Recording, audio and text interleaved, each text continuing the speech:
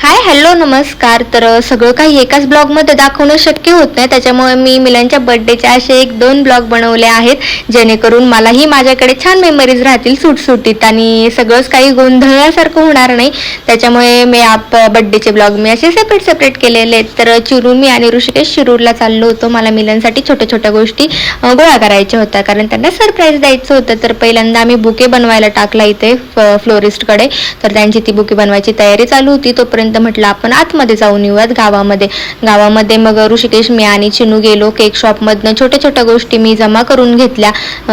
Cake म्हणा, candle म्हणा, बाकीचं काय काय मला जे दिसलं ते मी असं गोळा करून घेतलं, कारण नवरा आणि बायको एकमेकांसाठी जेवढं करू शकतात ना तेवढं कोणी नाही करू शकत. आणि त्यातली त्यात आमचं लव्ह मॅरेज आहे. लग्नाला भरपूर वर्ष झालेले असले तरी पण त्यातलं लव कमी नाही होऊ देणं हे आपल्या हातात असतं.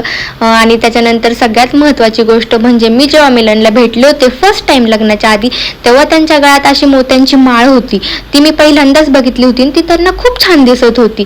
कॉलेजमध्ये होते ते, कॉलेजला मुलं असतात तेव्हा ते वेगळे दिसतात. त्याच्यामुळे ते गळ्यात माळ, टी शर्ट, हातात वॉच, ह्या सगळ्या गोष्टी.